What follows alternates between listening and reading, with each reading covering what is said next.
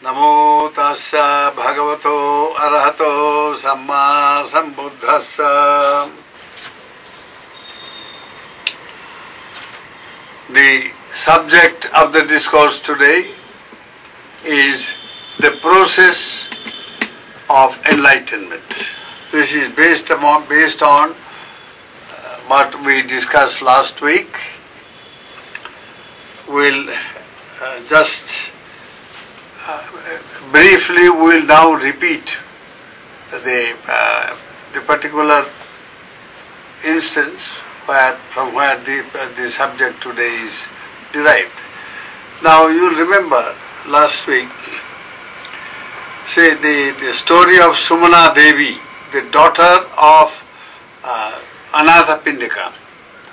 She was in a critical state of, she was just facing death. She was already a Sakadagami and a very highly spiritually evolved person. Just before death, you see, she wanted to see her father, so she told her mother and others to call him. He had gone out to help somebody organize some ceremonies. So he quickly returned and then he asked, "Well, daughter, how are you, my dear? Are you all right?" Now she said, "I am all right, younger brother."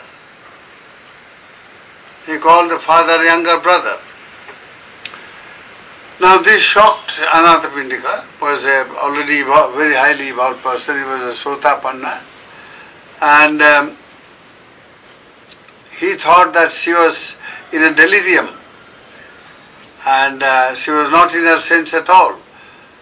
So he said, "Well, are you afraid?"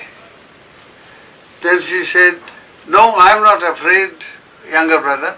I am all right." And so on.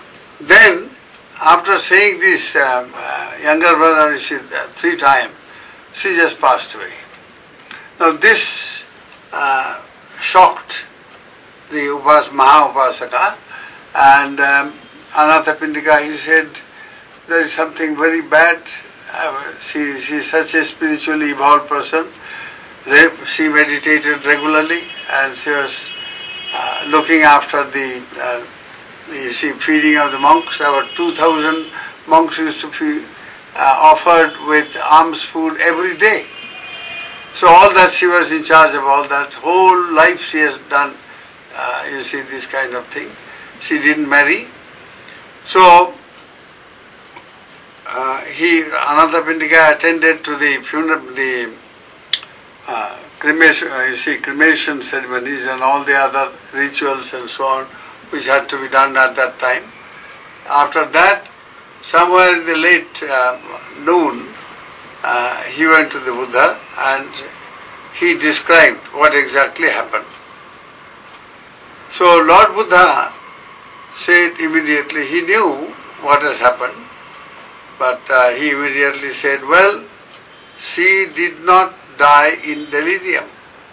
She did not have delirium.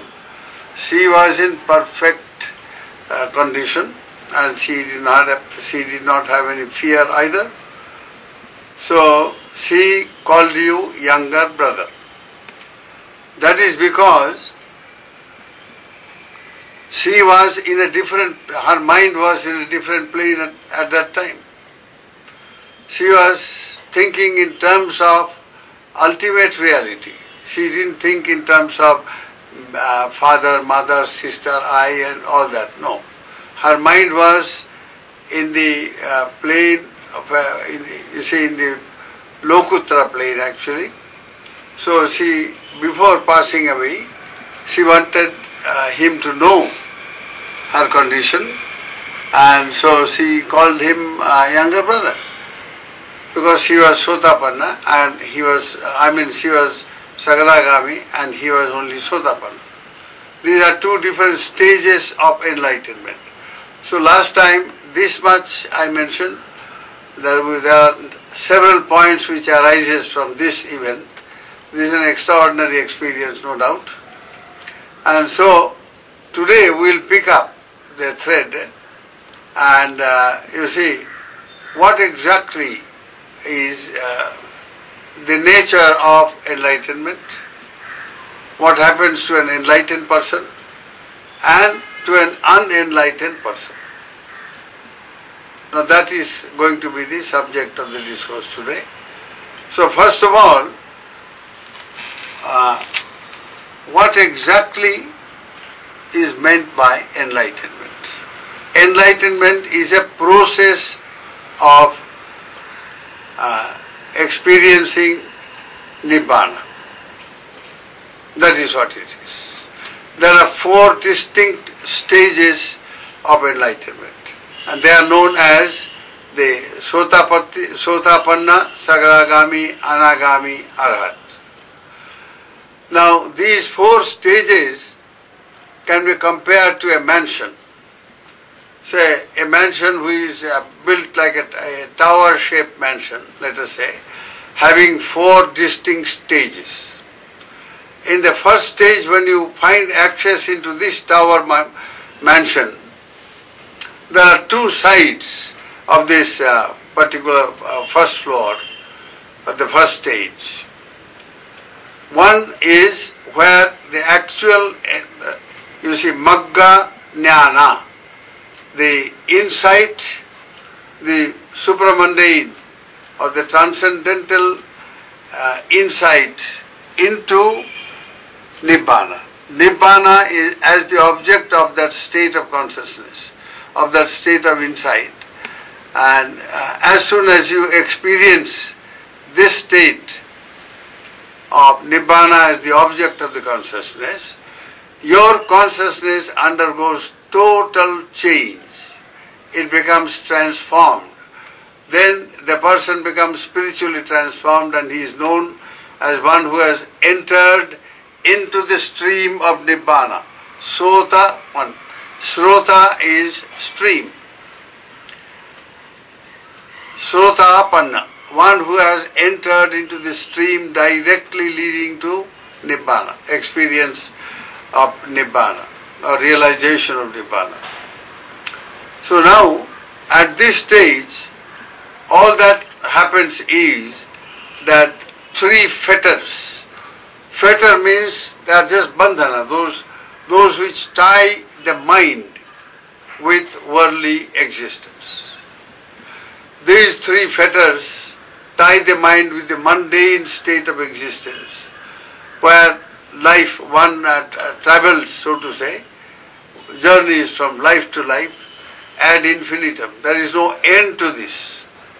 Any number of times one can be born, then being born one dies, and then having died, in between birth and death one has accumulated a lot of karmas, and these karmic potencies then work and catapult the consciousness into a new state of existence.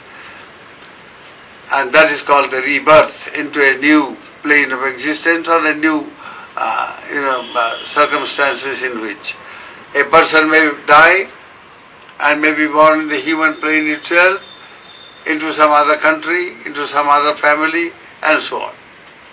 Or in a different plane, maybe in the Devaloka among the gods, or maybe in the Brahma, you see the sublimes, Brahma stages of the Brahma gods, may be born there, and so on. So samsara, or the mundane existence, is just this travelling from life to life, you see, with it is characterized by recurring existence.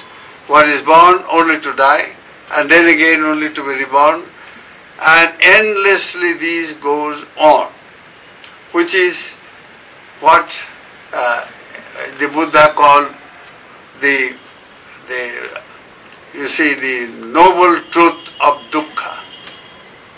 Dukkha in this sense is not just pain, or physical pain, or mental pain, or anything, but the being subject to be born again and again, die again and again, and be reborn, and so on, endlessly.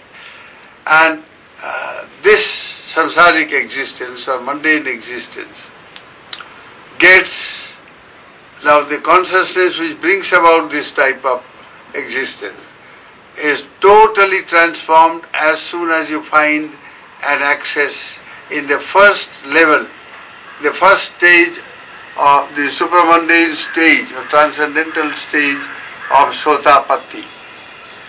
As soon as you attain, you enter into this stage, so to say, enter into the tower, the first floor of the tower, your mind is totally transformed. And this transformation comes because you have uprooted three very basic fetters. Those ties or bandhanas, or those which bind the mind from life to life. From one life to life, you see, they are known as sangyojanas or fetters, which simply means that which tie one life with the other.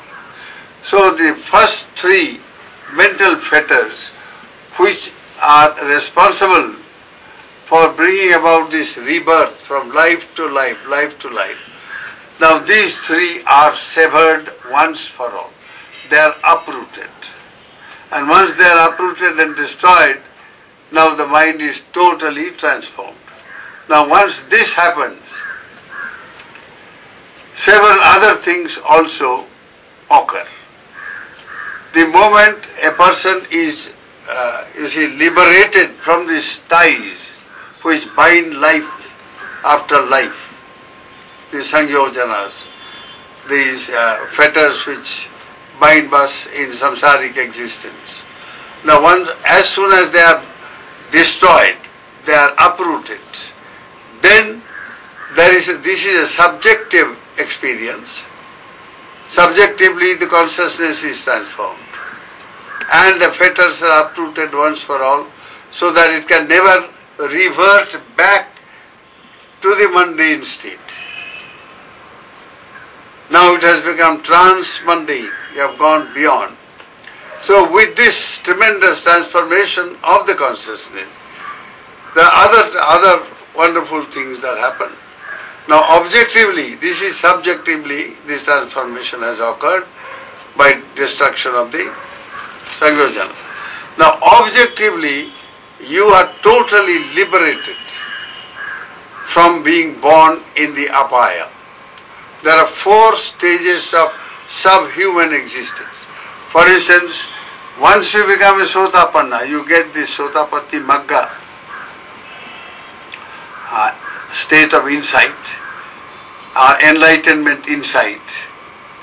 Then you can never be born, for instance, as an animal in the animal world, or in the world of the ghosts, or evil spirits, or in the world of the demoniac being Asurika Loka, or in the,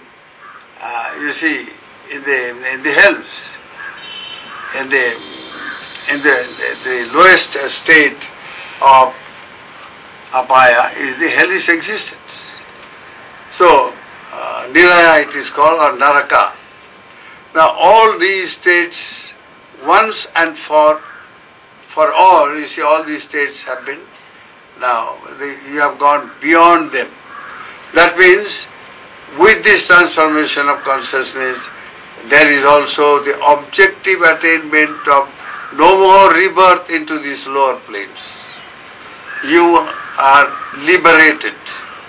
So vimukta, you become a vimukta and liberated one who can never be born in a lower plane. But you can be born at the most 7 times and no more than that.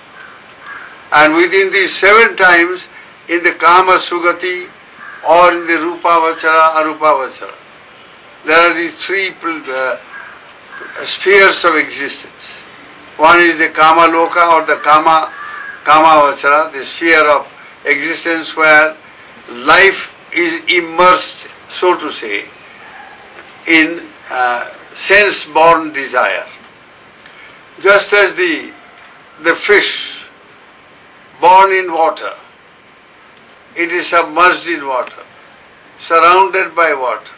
It is totally, conditioned by the watery existence. Even so in the Kamaloka, there are these 6 senses: eye, ear, nose, tongue, body and mind.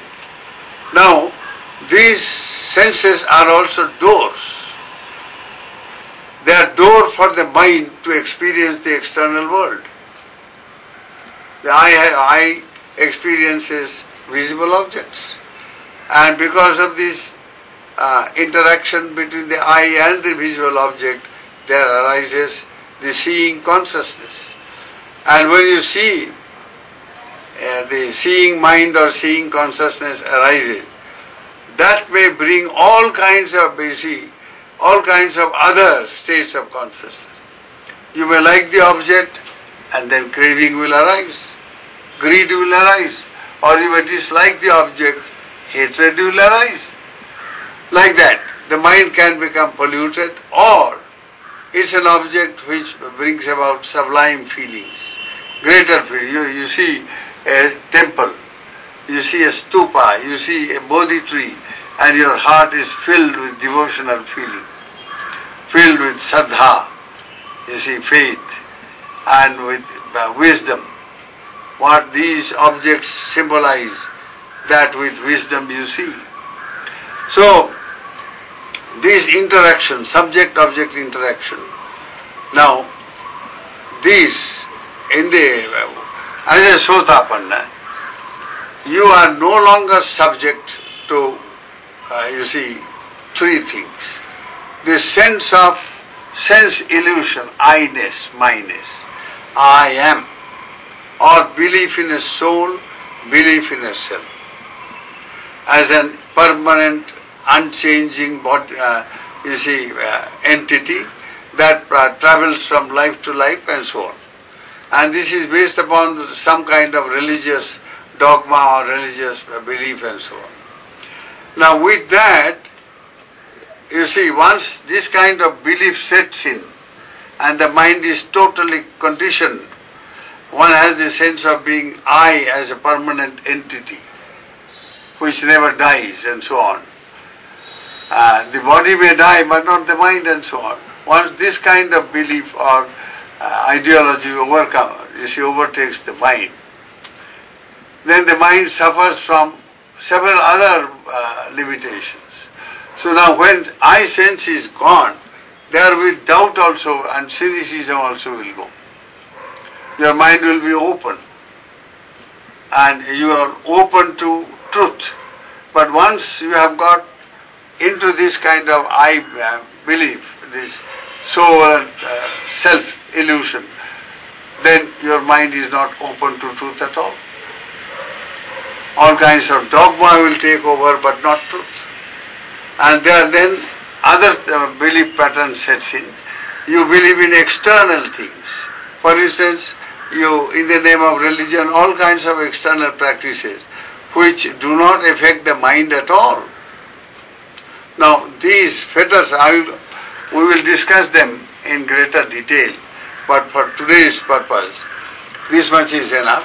That when these 3 are destroyed, mind is completely, transformed, and the mind is liberated from the apayas.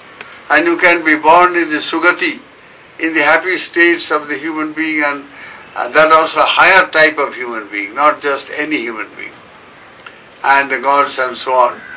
You can be born 7 times. All right. Now within these 7 times you have to travel 3 more stages.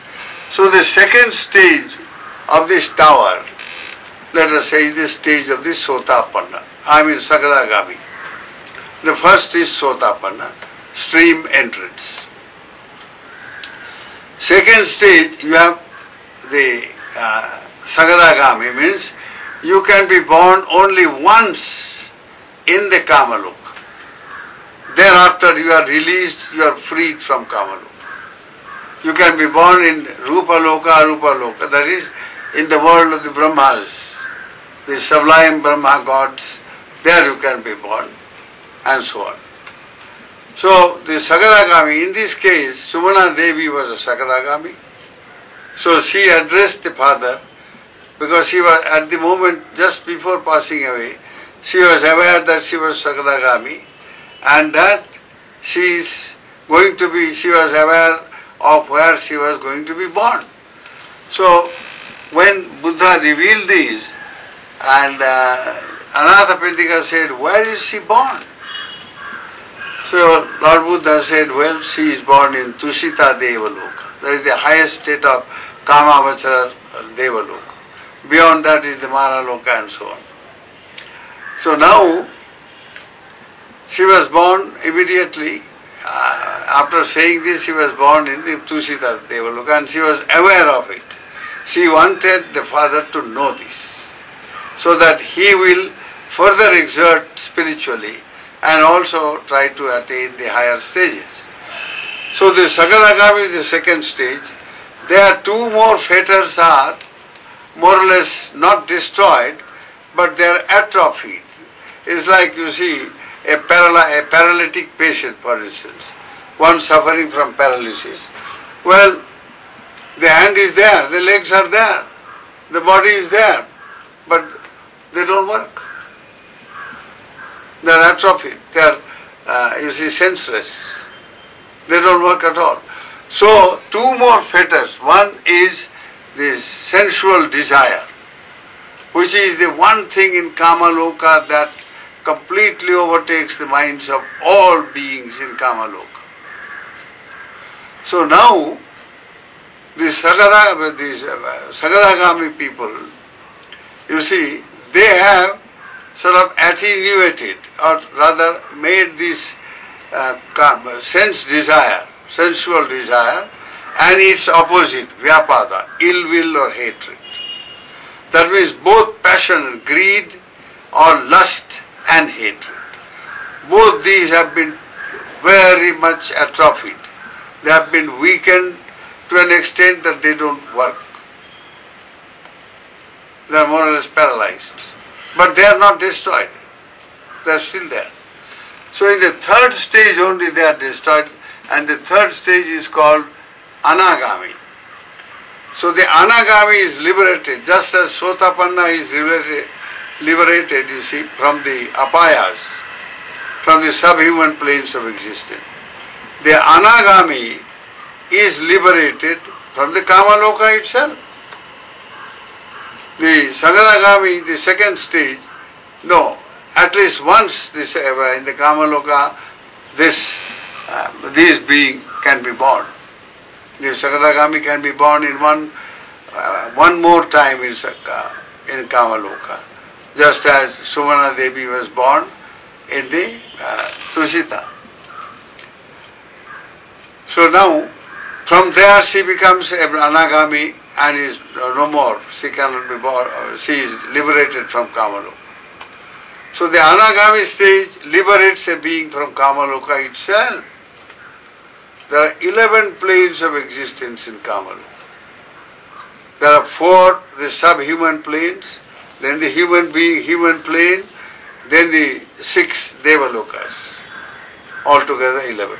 So the Anagami has gone beyond all these 11 planes. They can never be born into these because their minds also have been totally changed. For the Anagami, 5 Sangyojanas have been totally destroyed and uprooted. Anagami cannot experience any kind of sensual desire. They have absolutely no idea what sensual desire is. They have absolutely no, it's like a little baby. When the baby is born, he has absolutely no idea what sensual desire is. So the Anagami mind is something like that. Anagami can never be angry. It's impossible. Can never harbor any ill will or hatred or any of that. So when the mind is totally freed from these fetters, internal fetters, they are all mental fetters, mental bondages. Mano bandhanam, they bind the mind with samsaric existence, from life to life to life. So in this process of enlightenment you can see, as you keep on destroying the inner bondages, the mental bondages. You also correspondingly destroy the external bondage. Once you become Sotapanna, you can never be born in the lower plane. All the sufferings of lower plane, my goodness, unmitigated suffering. Then as you become an Anagami, you can never be born in the Kamaloka itself. You cannot be born in the human plane or even in the divine plane. You have gone beyond the divine beings. So in these human and divine planes, 7 times you can be born as a Sotapanna. But as a Sakadagami, just once. As a Anagami, no more. So all the limitations of human world, all the limitations of, Rupavachara, Brahma, God, the Brahma world, all the limitations of all that also is completely gone. Mentally they are severed, they are liberated. So they experience Nibbana in that way inwardly. And they experience Nibbana also externally. They are liberated from Kamaloka, the Anagami. And that is Nibbana. That is enlightenment. When the mind is enlightened, you are liberated. Inwardly and externally. Internally and externally. Both. Sotapanna is liberated, internally from the 3 bandhanas, sangyojanas, internal. And similarly the 4, objectively the 4 apayas. The Sakadagami one more time in Kamaloka, having attenuated or atrophied, or made the Kama, the sensual desire and anger, completely made them like, atrophied or paralytic. They are paralyzed, so to say. They don't work. They can't work at all. So a child cannot be said the child does not have desire or particularly sensual desire. No, but it's not aware. It's not working in the child at all at that particular stage, maybe a few months child. So the Sakadagami experiences that kind of mind with reference to sensual desire and hatred. Now Anagami is freed even from that. He is totally liberated. So he can be born only in a very special spiritual plane of existence, known as Suddhavasa. Suddha means pure land, pure, completely pure, absolutely, immaculately pure state of existence. They are Brahma gods of very superior kind, with mind totally freed from anything, desire, hatred and all that. They live a life of universal love, metta. So if we practice metta meditation, for instance, we are living like the Brahma gods. Their whole time they live, they are immersed in love, immersed in universal love, not just sensual love, but the higher transcendental spiritual love. They envelop the entire universe with their, love of metta and protect those who practice the Dhamma. They are protected by these beings. So, now Anagami is born there in the Suddhavasa. Next stage, the highest stage of the tower, the top floor, so to say, is the Arhat, who is totally mentally liberated from all 10 bandhanas. Anagami has 5 subtle bandhanas still. These subtle ones are, for instance, Rupa Raga, Arupa Raga. Some kind of likeness or not amounting to desire, crude desire, but they love their state of being a Brahma God.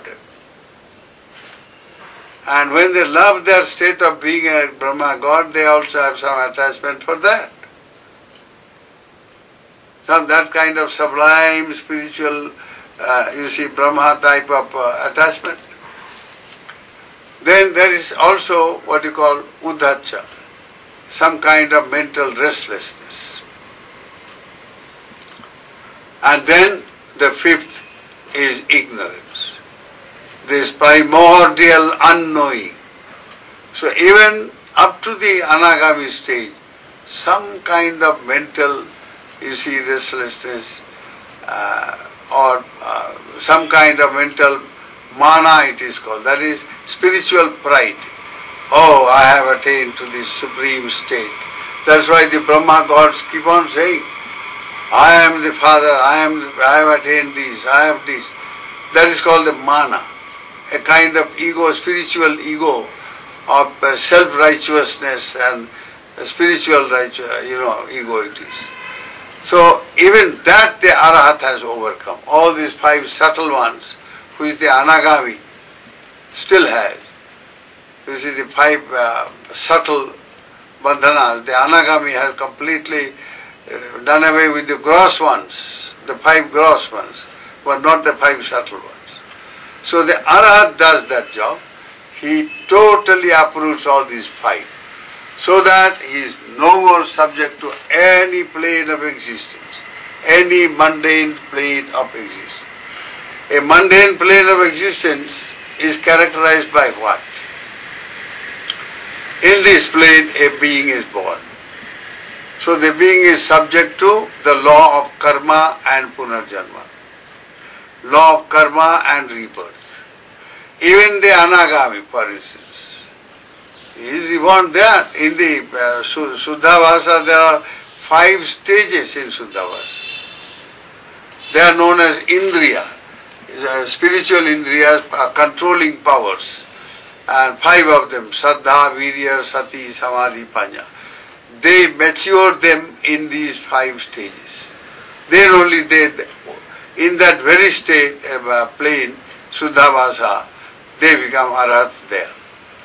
And as an Arhat, they are liberated once for all. And once the time comes, their karmic period is over, then just as it is said that a lamp, so long you have got the fuel, the lamp will burn. The oil is over, the flame also is over. So the Arhats are something like that. Their consciousness, something like a burning flame of absolute purity and perfection, of great power and great, spiritual might indeed, and wisdom. So these beings, they live only to protect the Buddha Sasana, to protect Dharma in the real sense of the term. You see, those who follow, those who take the Tisarana, the 3 refuge, the Buddha, Dhamma and Sangha, and discover the truth for themselves. Now each of these enlightened beings, Sotapanna, Sagadagami, Anagami, Arhat, all these 4 enlightened beings, the 4 stages, see, they live for the good of the world. As they are liberated, stay in stages, as they become more enlightened, and the mind is transformed through enlightenment, their external counterpart, they are liberated from all that. And they live for the good of the world. Those who practice the Dhamma, that is, who want to discover the 4 noble truths. Why a person follows the Buddha or takes refuge in the Buddha? Only one reason, no more than that. The reason is what the Buddha realized, that is Bodhi, supreme enlightenment as an Arhat. The seeker of truth who takes refuge in the Buddha does the same. All he or she seeks is to be liberated from samsaric mundane existence and gain the transformation brought by enlightenment and live whatever the karmic period that is left in a particular plane of existence. They live for the good of the world. Totally, all the time. So these are the 4 stages of enlightenment, and these involve, as I said, 10 bandhanas, 10 sangyojanas. I have not elaborated on them. I have just mentioned because it's already time. In the next discourse, we'll mention the nature of these bandhanas, the nature of these fetters that bind us in samsaric existence. And then we will also discuss what a sotapanna can be, say the very first stage of enlightenment. The Dhammapada describes in the Dhammapada verse number 178, it is said, Pathabhya ekarajyena saggassa gamanena va sabbalokadhipacchena sotapatti phalang varang. Better than soul sovereignty over the earth. Pathabhya ekarajyena. Better than soul sovereignty over the earth. Better than going to heavens.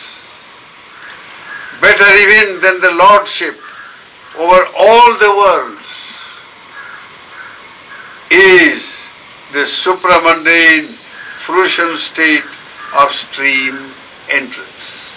So a sotapanna, after he becomes a sotapanna, he gains the magga stage. Then it will be followed by the phala stage, which I didn't discuss today. Today that will be the next time we will discuss that. What happens in the phala? What happens to a sotapanna? Dhammapada describes that he is it is better to be a sotapanna than to be the lordship, sole lord of the entire earth or the entire universe for that matter.